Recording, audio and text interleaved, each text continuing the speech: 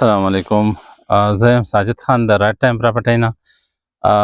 تاسو له ډېر بهترین لوکیشن کې اسلام آباد کې یو فارم هاوس راوړی دی او 4 کناله کې دی. دا ډېر کمپلیټ کار پکې نه دی شوی، کار پکې کوونکی دی، رنګ منګ وغیره داسې تیارېدو دپاره، خو تاسو ته ښایو او خواهشمن حضرات انشاءالله رابطه کولی شئ. دا پوخ روډو ته راغلی دی د اسلام آباد چې کوم پارک ویو سیټي ده او چک شهزاد نه سره پارک ویو سیټي نه بالکل دا صرف ټوټل 3 کیلومتر کې دی، 3 کیلومتره کې دی. دا ټوټل فرنټ دی، هغه پکې کمرې جوړې دي. دغه سره هم یو ګلی ځي 15-16 فوټ ګلی، هغه طرف ته دا کارنر دی او دې طرف ته هم 15 فوټ ګلی دی ورسره. نو دا ټوټل چې دی 4 کنال کې دی، 4 کنال دواړو سایډونو کارنر دی.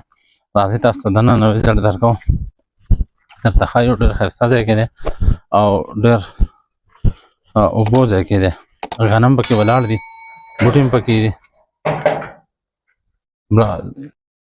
دا چې دی درته ښایو. راځئ دننه تاسو وګورئ. دا موږ ګیټ نه انټر شو، 4 کناله کې دی. دا چاردیواري شوې ده ټوټل، د بلاکونو چاردیواري شوې 6 فوټه کې دی او هغه پکې 2 کمرې جوړې دي.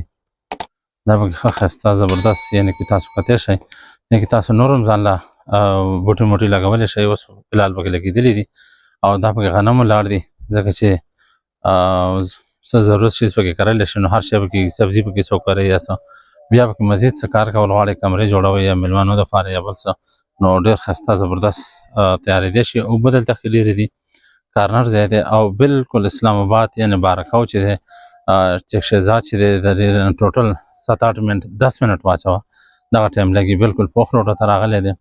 دا پکې بوټي لګېدلي دي ښه مزېدار د شلتالانو او شلتالانې هم کړي دي، تاسو ته ښیم ډېر ښایسته. نو خواهشمن حضرات لازمي رابطه وکړئ. دا ډک دی بالکل، دا د میوې نه دا یې کړې ده. دا ماشاءالله دا وګوره ښایسته، دا هم پکې میوه کړې ده. د دې بوټو سره تاسو ځان مزید نور هم کولی شئ. دا پکې بور شوی دی، هغه پکې ضرورت مطابق فلحال دغه 2 کمرې دي کې موږ فیملي اچولې ده، هغه پکې فلحال د دې دیکبال لپاره دي او خیال یې ساتي. نور چې دی تاسو پکې کولی شئ کار مار او ځان له رهایش ساتلی شئ. ښه کلاو ځای دی، 4 کناله دی، په اسلام آباد کې دی. هر سهولت دلته کې موجود دی. پوخ روډ راغلی دی، بالکل بازار سره دا نږدې دی او خوا کې ورسره کورونه فارم هاوسونه نور هم دي. نو چک شهزاد شو یا پارک ویو سیټي ته یا دلته کې تاسو نږدې ګران یعنې 5 والی پلاټ هلته کې په 1 کروڑ روپۍ دی. نو هغې نه تاسو بیا دلته کې دا 4 کنال چې دی صرف په 4 کروڑ روپۍ کې دا موږ سره اویلیبل دی. دې کې مزید هم خبره کېدی شي، ډسکاونټ کېدی شي.